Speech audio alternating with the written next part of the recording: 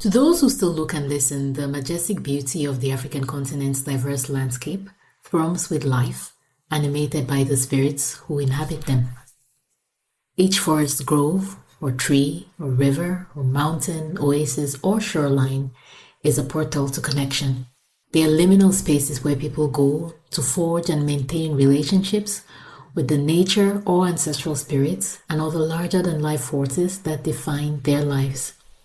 Even when modernity and its demands come along, reshaping or deforming these natural landscapes to accommodate human flourishing, or, as the case often can be, greed, these places remain memorials to a time when life was not so burdened under the need for near incessant growth and change.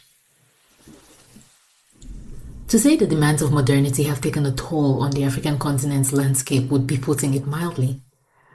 Whether it is oil drilling or mineral mining, timber logging, dam building, large-scale fishing, big game hunting, plantation farming, too often, and sadly, many of these projects, while lucrative for the people whose wheeling and dealing brought them to life, too little for the communities on whose lands or waters they operate, extract from, and ultimately destroy. Crushed under the weight of poverty and lured by promises of heretofore lacking jobs, amenities, and opportunities, historically, many communities have been powerless or disincentivized to resist, and when things go bad, to fight back. But that is not always the case. In this week's episode of the Mythological Africans podcast, we hear the story of how one community in Kenya fought back and ultimately won the right to preserve their land and their heritage. Hello, friends, and welcome to the Mythological Africans podcast, where we read and talk about stories from African mythology and folklore. I am your host, Helen Tunde.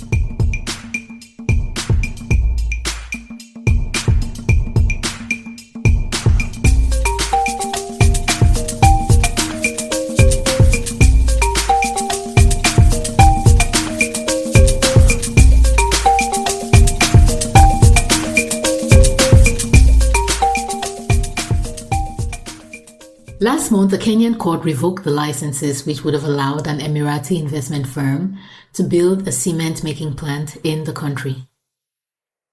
This outcome is notable because it's not often that African governments walk away from $90 million investment opportunities, especially ones that seem ideated and had already garnered the support of the people in the communities where the plant would be located. It all started with what I imagine were good intentions and, quite honestly, a brilliant vision. The kind you announce on LinkedIn or other social media and have people respond with encouragement and support. The person behind the project, Michael Njoroge, is a Kenyan entrepreneur who embodies the dynamism that we admire and celebrate among African change makers. You see, Michael did his homework. He surveyed the country thoroughly, visiting place after place to find a location that would check the right boxes. Eventually, he settled on Chasimba, a remote region in Kilifi County, Kenya. Now, Chasimba had two important things that gave it an edge. First, it was, and still is, quite underserved, as most rural areas on the continent are. There is limited access to electricity and potable water and good quality health services. Infrastructure is poorly developed and institutions are poorly staffed. The Chasimba region also, however, sits on 100 miles of limestone. Why is this important? Well, what we know as cement powder comes from limestone that has been heated up, ground into a fine powder, and mixed with clay and gypsum. Just add water. The amount of limestone in the Chasimba region could fuel the cement plant for over a century. Given the pace of development in African countries, this meant a steady supply to the market. This would also mean much needed resources pouring back into the community, theoretically. Michael aspirationally named the plant Mashujaa, which means heroes in Swahili, the lingua franca of the East African coast. He also took the time to visit people in the communities, explaining the project, gaining support, and most importantly, buying land. The project would need massive quantities of land. There was only one problem. The Chasimba region is home to the Kilifi caves. These caves, named Pangaya Saidi, Mawemeru, and Chasimba, are part of a complex system of underground grottos naturally carved from limestone, in which can be found some of the African continent's most important archaeological sites, traditional sacred grounds, and biodiverse ecosystems.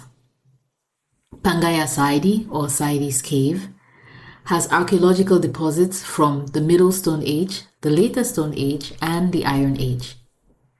The ceramics, bones, shells, metalworks, pottery, and other items which have been excavated from these caves date from up to 78,000 years ago until around 400 years ago. The Mawemeru outcrop is a living heritage space to the Choni. The Choni are a people indigenous to the area. Centuries of Choni ancestors are buried in these caves, and the people visit often to commune with them and seek spiritual healing and guidance. Chasimba caves also have ancestral burial sites, as well as plant species that can only be found in this area.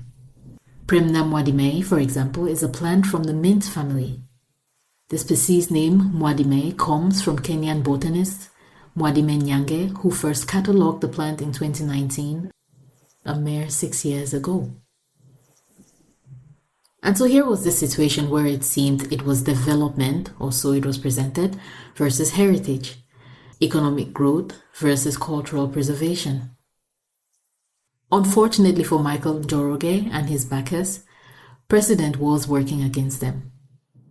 You see, too often across the African continent, multinational companies have come into communities promising growth, development, and opportunities in exchange for access to land or waterways. However, these promises don't yield fruit. Instead, the communities are left in poverty and also have to deal with the exploitation, pollution, and other disruptions that the companies and their projects cause. Chinese fishing fleets off the West African coast are notorious for trawling practices that destroy seabeds, decimate populations of young fish, and effectively destroy the marine ecosystem. The Democratic Republic of Congo may never know actual peace in our lifetime because its minerals are the foundation of the global telecommunications industry as we know it. Nigeria's Niger Delta region, the Maasai and their fight to keep their ancestral lands in Tanzania's Ngorongoro Conservation Area, the list goes on and on. It also didn't help that there arose arguments and bitter disputes among several families over who had the right to sell and who didn't. Now it's important to know that among the Choni, Malawagamunda, or land disputes among relatives or neighbors, is a cause of inauspicious death, so it is believed, and so this was not taken lightly.